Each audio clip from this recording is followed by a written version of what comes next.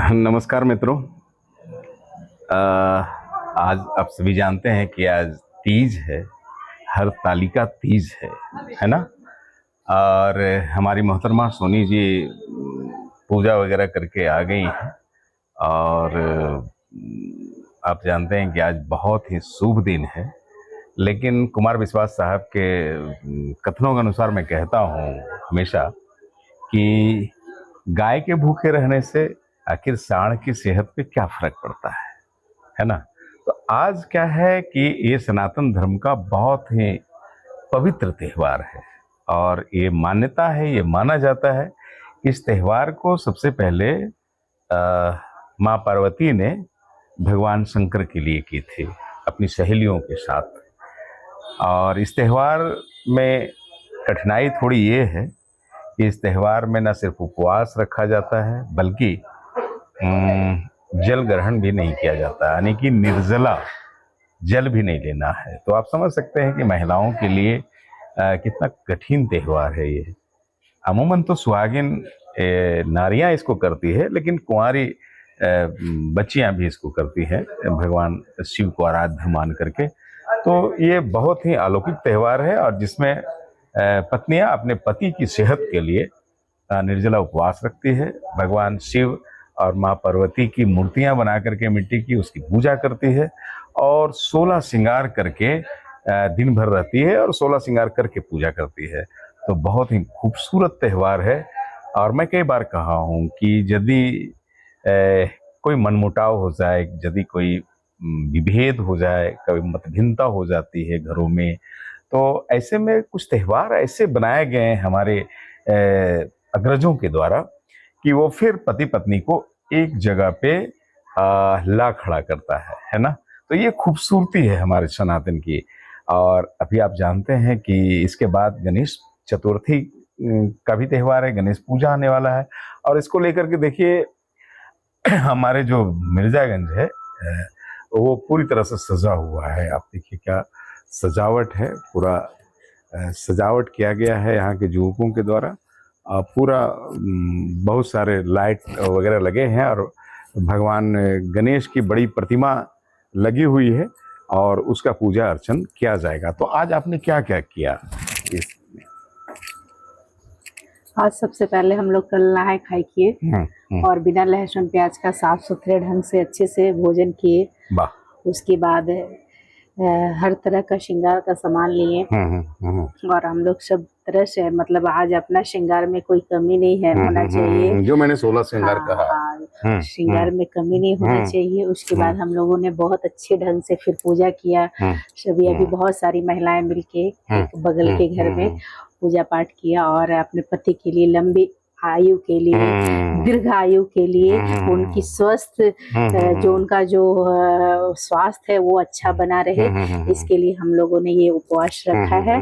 और मैं तमाम बहनों से भी ये कहना चाहती हूँ कि आप अपने पति के लिए आप उपवास रखें, उनके स्वस्थ जीवन के लिए, दीर्घायु के लिए।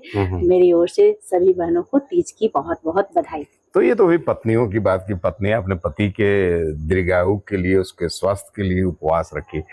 पति लोगों का कुछ ऐसा त्यौहार है क्या जो पत्नियों के लिए रखता हो? नहीं, पति के लिए तो वैसा कोई त्यौहार नहीं है जो अपनी पत्नी के लिए रखे। तो क्यों भाई? पत्नियां मतलब बीमार रहे, पत्नियां की आयु कम हो, पत्नियों की आयु कैसे बढ़े, इसकी चिंता पति नहीं करेंगे क्या? नहीं करते हैं, पर ये हमारा सनातन धर्म है और हमारी परंपरा है।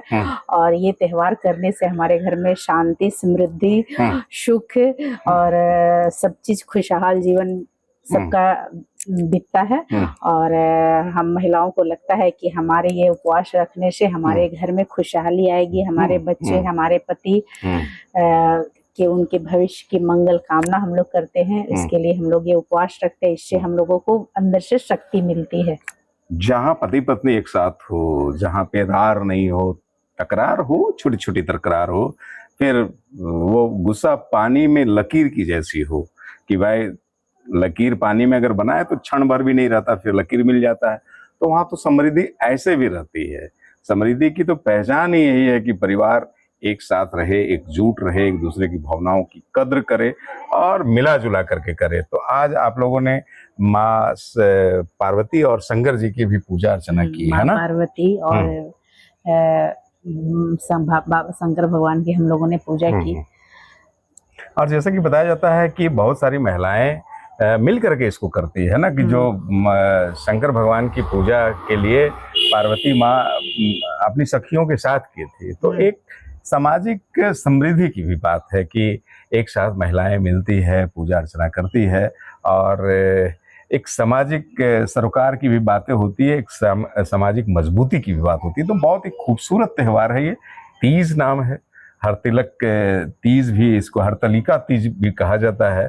और मैं कई बार कहता हूँ कि चाहे जितने भी धर्म आ जाए दुनिया में, जितने भी धर्म हो, लेकिन हमारे धर्म की बहुत सारी वैज्ञानिकता है, हिंदू धर्म की, सनातन धर्म की, जो चीज़ों को परख करके, दिनचर्या को परख करके, सामाजिक सरोकार को परख करके और पारिवारिक ज़रूरतों को परख करके बनाया गया है कि भाई आप ठीक है, हो सकता है पति पत्नी में तकरार हो जाए, लेकिन ऐसे त्यौहार बना दिए गए हैं कि भाई उस दिन तो मिलोगे ना, उस दिन तो बातें करोगे ना, उस दिन तो एक दूसरे के साथ रहोगे ना।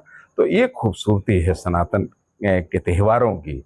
कोई आडंबर नहीं, कोई अलग से कोई बात नहीं। 16 श्रृंगार करके महिलाएं बड़े अर्पण के साथ, जैसे है ना, एक दिन पहले नहा खाए की बात होती है, लहसुन प्याज तक बंद हो जाता है, मांसाहारी की तो बात ही आप छोड़ दीजिए, और नहा खाने के बाद शुद्धता के साथ सारा घर आंगन साफ करने के बाद, कपड़े उपड़े साफ करने के बाद, आज का दिन में 16 श्रृंगार करके निर्जला उपवास, बड़ा कठिन है भाई। खाना तो छोड़ दीजिए, पानी भी नहीं पीना है। तो ये खूबसूरती है। चलिए, इस खूबसूरती को हम लोग कायम रखें सनातन काल तक, है ना, और यही हमारी शक्ति है सनातन की। तो आप सभी को तीज की बहुत शुभकामनाएं, है ना। बहुत बहुत धन्यवाद, थैंक यू। फिर मिलते हैं हम लोग।